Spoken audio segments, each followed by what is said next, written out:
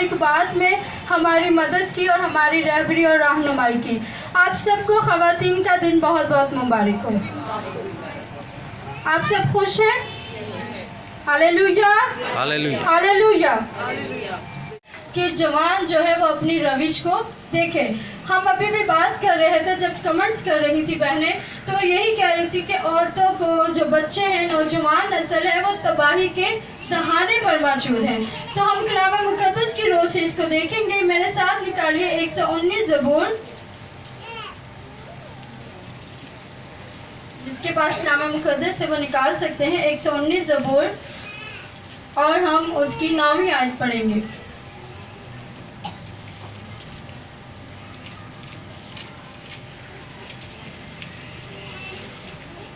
میں لکھا ہے جوان اپنی روش کس طرح پاک رکھے۔ یہ ایک سوال ہے۔ میں آپ سب سے پوچھنا چاہتی ہوں کہ ہم دیکھتے ہیں بہت زیادہ برائی ہے دنیا میں۔ نوجوان نسل واقعی تباہی کے دہانے پر کھڑی ہے، تو وہ اپنی روش کس طرح پاک رکھ سکتی ہے؟ ایک سوال ہے۔ پڑھانا، لکھانا، ان کو سب کچھ سکھانا، اور اپنے بیٹا پر وہ توجہ نہیں دے پاتے۔ ہمارا ٹاپک عورتوں کا ہے، اور یہ اسی کی ایک کڑی ہے۔ کہیں آپ یہ نہ کہیں کہ بہن بھائی عورتوں کے ٹاپک پہ بیٹوں کے بارے میں ذکر کر رہی ہیں، لیکن یہ یہاں پر ایک اہم نقطہ ہے کہ جو مائیں ہیں وہ بیٹوں کو من مرضی کرنے دیتی ہے۔ وہ اپنی مرضی کر سکتا ہے، اسے کھلی اجازت ہے۔ وہ جتنی چاہے جیب خرچی حاصل کر سکتا ہے، وہ جتنی دیر چاہے باہر رہ سکتا ہے، کیونکہ وہ بیٹا ہے۔ ہم جو ہے آج 21ویں صدی میں بھی بیٹے اور بیٹی میں فرق رکھتے ہیں۔ بیٹیوں کو ہم اچھی تربیت دیتے ہیں کیونکہ ہم نہیں چاہتے کہ سسرال سے کوئی ہمیں کوئی بات کر سکے۔ تو یہاں پر ہم یہ دیکھتے ہیں کہ جب آپ اپنی بیٹی کو اچھی تربیت دے رہے ہیں، اسے پڑھا رہے ہیں، لکھا رہے ہیں، تو کیا وہ ایک ایسے شخص سے شادی کرے گی جو نشے باز ہو یا جو آوارہ ہو؟ وہ نہیں کرے گی شادی۔ جب ہم اپنے بیٹے کی تربیت نہیں کریں گے تو ہمارے جو بیٹے کے لیے جیسا ہم سوچتے ہیں، یا ہماری بیٹی ہے اس کو بھی اس طرح کا کوئی بیٹا مل سکتا ہے۔ کیونکہ ہم کیا کرتے ہیں، ہم بیٹیوں کی واقعی توجہ زیادہ کرتے ہیں۔ ہم کہتے ہیں نہیں بیٹیاں، ان کی کوئی شکایت نہیں آنی چاہیے، ان کے بارے میں ہمیں کوئی یہ نہ کہے کہ فلانے کی بیٹی اس طرح تھی۔ لیکن خداوند کے کلام میں لکھا ہے کہ کوئی تیری جوانی کی حقارت نہ کرے۔ اب ہم یہاں پر دیکھتے ہیں، اگر ہماری بیٹی اچھا پڑھ لکھ کر اچھا جیون ساتھی کی تلاش میں کرتی ہے، تو اسے پورا حق ہے کہ پھر وہ اچھا جیون ساتھی پائے، جو پڑھا لکھا بھی ہو، جو ایک ڈیسنٹ ہو اور اچھا کاروبار بھی کرتا ہو۔ یہاں پر ہم غور کریں گے اس بات پر، کیا ایک آدمی جو نشہ کرتا ہو، جو آوارہ گھومتا ہو، کیا وہ ڈیسنٹ ہو سکتا ہے؟ وہ کبھی ڈیسنٹ نہیں ہوگا۔ جب وہ ڈیسنٹ نہیں ہوگا تو وہ کسی بھی اعلیٰ تعلیم یافتہ لڑکی کے لیے سوٹیبل نہیں ہوگا۔ وہ اسے نہیں، وہ سوچے گی بھی نہیں اس کے بارے میں۔ اگر اس کے والدین یا اس کے عزیز و اقارب بولیں گے کہ نہیں بیٹا اس سے تمہاری شادی ہے، کرو اس سے، تو وہ کیا کرے گی؟ وہ لڑکی وہاں سے بھاگ جائے گی۔ وہ لڑکی اس گھر سے، اپنے خاندان سے بھاگ جائے گی۔ وہ کہے گی کہ مجھے اتنا پڑھایا لکھایا ہی کیوں تھا، اگر مجھے اس نشئی کے پلے باندھنا تھا، اگر مجھے اس آوارہ کے پلے ہی باندھنا تھا، تو مجھے آپ نے کیوں پڑھایا؟ اور پھر وہ یہ بھی نہیں سوچے گی کہ میں جا کس کے ساتھ رہی ہوں۔ کیونکہ آپ کو میں یہ بھی بتا دوں کہ میں نے بہت ساری ایسی خواتین کو بھی دیکھا ہے جو اپنی بچیوں کو خداوند کے حضور عبادت گاہوں میں نہیں لے کر جاتی۔ وہ کہتے ہیں نہیں جی بچیاں کام کر رہی ہیں، بچیاں بڑی مصروف تھی، وہ پڑھ رہی تھی، وہ یہ کر رہی تھی، اور وہ خدا سے ویسے ہی دور ہوتی ہیں۔ اور جب یہ بات آتی ہے انہیں اپنے جیون ساتھی کے چناؤ کی، تو وہ خدا سے اس کی رہنمائی نہیں مانگتی، بلکہ وہ کیا کہتی ہیں، یہ اچھا ہے، ڈیسنٹ ہے، کماتا ہے، اچھا گھر ہے اس کے پاس، اور وہ اس سے شادی کر لیتی ہے۔ جب وہ شادی کر لیتی ہے پھر وہ آ کے بتاتی ہے اپنے والدین کو۔ کچھ عرصہ والدین ناراض رہتے ہیں، پھر وہ ہنسی خوشی رہنے لگ جاتے ہیں، اور اس طرح کیا ہوتا ہے، ایک زندگی جو ہے وہ تباہ ہو جاتی ہے۔ اب میں آپ کو بتاتی ہوں اس کے ساتھ پھر بعد میں کیا ہوتا ہے۔ اس سے پہلے ہم دیکھیں گے ہوا کی زندگی کے بارے میں۔ ہوا نے کیا کیا تھا؟ ابلیس آیا ہوا کے پاس اس کو ورگلانے کے لیے۔ جب وہ آیا اور اس نے اسے کہا کہ یہ پھل کھا، اس نے کہا نہیں، اس نے پوچھا کیا خدا نے تمہیں سارے پھل کھانے سے منع کیا ہے؟ اس نے کہا نہیں، ہم سارے باغ کے پھل بے روک و ٹوک کھا سکتے ہیں، صرف ایک یہ زندگی کے درخت والا پھل ہے جو ہم नहीं खा सकते, ये नेक व बद की पहचान का फल हम नहीं खा सकते। तो उसने कहा कि ये तो बहुत अच्छा फल है, इसे तुम खाओगे तो तुम क्या हो जाओगे, खुदा के मानिंद हो जाओगे, तुम जो है अकल और फहम हासिल करोगे। और वो क्या करने लगे, उसने फल खा लिया, उसने वो फल खा लिया क्योंकि उसने देखा कि वो फल बहुत खूबसूरत था। हम भी कोई चीज़ बहुत ज़्यादा खूबसूरत हो तो उसे हम बहुत जल्दी अटैच करते हैं, हम कहते हैं ये बड़ा खूबसूरत है, हम उसको फ़ौरन लेते हैं। इसी तरह जब उसने देखा वो पेड़ पे, वो कहती हाँ ये सही कह रहा है, सांप जो है वो सही कह रहा है कि ये फल तो वाकई ही खूबसूरत है, ये देखने में इतना खूबसूरत है और ये खाने में भी कितना मज़ेदार होगा। और कुछ वो दुश्मन इब्लीस जो था शैतान की सूरत में, उसने भी उसे कहा कि ये खाने में भी बहुत मज़ेदार है। और उसने फिर क्या किया, उसने वो फल लिया और उसे खाया। जब उसने वो फल खाया उसकी आंखें खुल गई और उसने अपने आप को क्या देखा, नंगी हालत में, बरहना देखा उसने।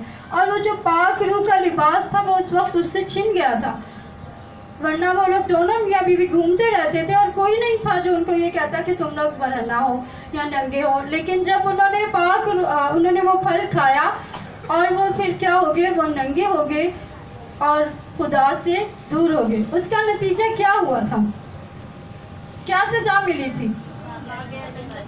जी हाँ, बाग़ अदन से बाहर निकाल दिया था। बाग़ अदन का लफ्ज़ी मायने है इत्मीनान का घर, और वो इत्मीनान के घर से क्या हो गए, खारिज हो गए, दोनों के दोनों खारिज हो गए। और उसके साथ फिर बहुत ज़्यादा बुरा हुआ क्योंकि आज तक खुदा ने उस औरत को जो मददगार थी, आज क्या है, मर्द के ताबे है, हाकिम बना दिया। उसके बाद मर्द को, पहले वो दोनों क्या थे, बराबर थे और वो दोनों एक दूसरे के मददगार थे। और उसके बाद अगर हम देखें जो हमारी बेटियां इस तरह करती हैं, उनके साथ क्या होता है, वो भी सुकून और इत्मीनान खो देती हैं और फिर ना वो इधर की रहती हैं ना वो उधर की रहती हैं। क्यों, मैं आपको बताती हूँ, टेलीविज़न पर कुछ दिन पहले मैं एक न्यूज़ देख रही थी, शायद कुछ महीने पहले, कि 16 बरस पहले एक क्रिश्चियन लड़की ने मुस्लिम लड़के से शादी की थी। 16 बरस की शादी में बच्चे हों तो वो जवान हो जाते हैं, 15 साल का बच्चा भी ठीक जवान होता है। तो फिर वो क्या हुआ कि जब वो क्या उसे कहते हैं, जायदाद का बंटवारा होता है, तो उस आदमी के घर वालों ने कहा कि अगर तू इस औरत और इसके बच्चों को रखेगा तो तुम्हें कोई बंटवारा नहीं मिलेगा, कोई तुम्हारा हिस्सा नहीं होगा। तो वो 16 बरस बाद उसको डिवोर्स हो गई और उसका और उसके बच्चों का नाता उससे छूट गया। आप मुझे बताएं उसने क्या कमाया, खुदा से दूरी, इत्मीनान सुकून से दूर हो गई वो, और आखिर को उसे दुनिया में भी खुशहाली नहीं मिल सकी। इन सब में किसका कसूर है, कौन जिम्मेदार है? हम सब जिम्मेदार हैं। अगर कोई हमारे सामने भी ऐसा कोई होता है तो हम उसे नहीं रोकते, हम कहते हैं जाने तो, जो ये कर रही है करने तो, इसने कौन सा किसी की माननी है। लेकिन कलाम मुकद्दस में, वाइस की किताब में हमें मिलता है कि बाज को आग में से झपट कर निकालो। कैसे निकालना है? आग में से झपट कर निकालना है। अब अगर हमारी कोई बहुत कीमती चीज़ जल रही हो, हम उसको निकाल लेंगे, आग में हो, किसी भी तरह की हो। तो खुदावंद का आज का जो कलाम मुझसे और आपसे, ये बहुत ज़्यादा सुनने में आ रहा है, फलाने की बेटी, फलाने की बेटी, फलाने की बेटी। हम कहते हैं शुक्र है हमारी बेटी नहीं है, लेकिन हम सब की वो बेटी है। आमीन। हम सब की वो औलाद है क्योंकि मसीह में हम सब एक हैं। जब हम सब एक हैं तो वो हम सब की बेटी है। तो हम सब पर ये वाजिब हो जाता है कि हम उसे आग में गिरने ना दें, और अगर वो गिर गई है तो हम अपने हाथ को बढ़ाकर उसे निकाल लें। आपको पता है इससे क्या होगा? आप कभी ये भी सोचते हैं कि गंद से हाथ बटा मारे ना, छिट्टा पहनिए करते हैं ना, हम ये सोचते हैं कि अगर हम गंदे पानी पर पत्थर फेंकेंगे तो हमारे ऊपर छींटे आएंगी। लेकिन आप ये देखें कि यीशु मसीह ने उस गंद को किस तरह अपने गले लगाया था। यीशु मसीह ने उस गंद को किस तरह अपने गले लगाया था जब हम सब गुनाहगार थे। कलाम मुकद्दस बताता है कि उसने उस वक्त हमारे लिए जान दी जब हम सब गुनाहगार थे। हम में से कोई भी ऐसा नहीं था जो रास्तबाज हो, और उसने ये नहीं कहा कि ये सारा गंद है, मैं क्यों इसके लिए अपने आप को गंदा करूं, मगर वो हम सब के लिए गंदा हुआ। उसने वो लानती जो है, मौत जो है, वो उसने हमारे लिए गवारा की, हम सब के लिए लानती मौत गवारा की। और किस कदर उसके ऊपर दुख उन्होंने सहे थे। अगर आप लोग इसकी سوچیں، اس کو دیکھیں. آج کل ہم جو یہ روزوں کے ایام منا رہے ہیں، اس میں بھی ہم ان چیزوں کے بارے میں بہت زیادہ سیکھتے ہیں کہ یسوع مسیح نے کس طرح کوڑے کھائے اور کس طرح یسوع مسیح نے کانٹوں کا تاج رکھوایا، اور لوگوں نے طرح طرح کی باتیں بھی کی یسوع مسیح کو. لیکن یسوع مسیح نہیں گھبرایا. اس نے پھر بھی صلیب پر جان دیتے وقت جو صلیبی کلمات تھے، ان میں سب سے پہلے کیا کہا؟ اے باپ ان کو معاف کر، کیونکہ یہ تو جانتے ہی نہیں ہے کہ یہ کیا کرتے ہیں. یہ تو جانتے ہی نہیں کہ یہ کیا کرتے ہیں. صرف اس لیے کہ ہم سب مخلصی پائیں اور رہائی پائیں. آج ہم سب جو یہاں موجود ہیں، ہم جو اپنے گھرانوں میں تندرستی اور سلامتی کے ساتھ اور خوشحالی کے ساتھ خداوند کی عبادت کرتے ہیں، وہ اسی لیے کرتے ہیں. تو آج یسوع مسیح ہم سے یہ کہتا ہے. اگر کلام مقدس میں دیکھیں تو کیا لکھا ہوتا ہے بائبل میں؟ کہ فصل تو بہت ہے لیکن مزدور تھوڑے ہیں. تو خداوند آج یہ چاہتا ہے کہ ہم سب اس کے کھیت میں کام کریں. کیا ہم سب اس کے کھیت میں کام کرنے کے لیے تیار ہیں؟ ہم سب اس کے کھیت میں کام کرنے کے لیے تیار ہیں. ہالےلویا، ہالےلویا. تو خداوند یہ چاہتا ہے کہ آپ اپنے ارد گرد نگاہ رکھیں. اگر کوئی ایسی بیٹی، کوئی ایسی بہن آپ کو ملتی ہے، وہ اس طرح کے کاموں میں پڑ رہی ہے، تو خداوند کے کلام کی باتیں اسے بتائیں. بعض کو آگ میں سے جھپٹ کر نکالو، کیونکہ خداوند جو ہے نہیں چاہتا کہ ہم میں سے کوئی بھی ہلاک ہو. ہالےلویا، ہالےلویا.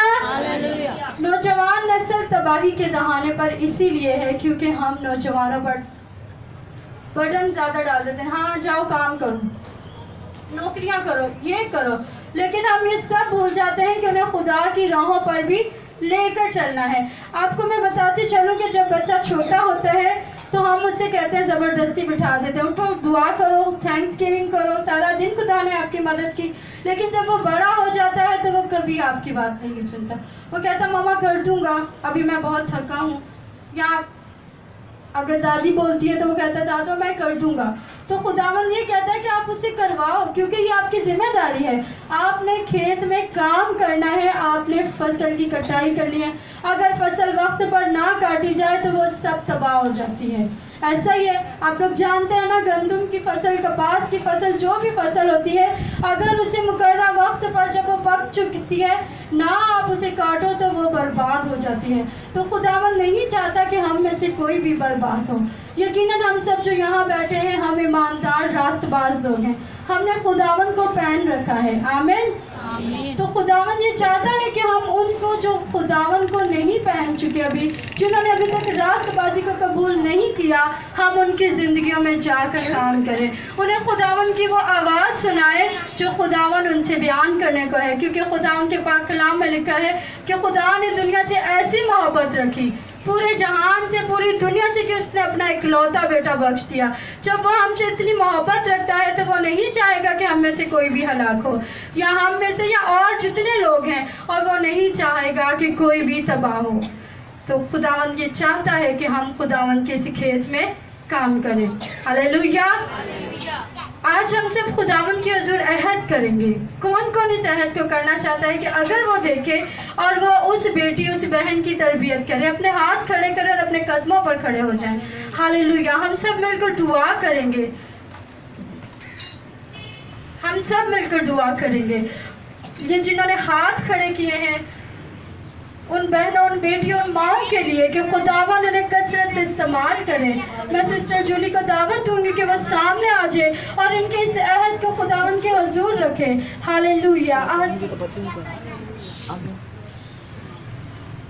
تاکہ خداوند انہیں مضبوط رہنے کا فضل عطا کرے. جو عہد انہوں نے خدا کے ساتھ باندھا ہے، اس عہد پر قائم رہے اور اس فصل میں کام کرنے والے بنے. ہالےلویا. آپ سب بھی دعا کرتے رہیں، اپنے آپ کو خداوند کے ہاتھوں میں دے دیں. کہیں خداوند تو مجھے لے، میں تیرے اس کھیت میں کام کرنا چاہتی ہوں. ہالےلویا.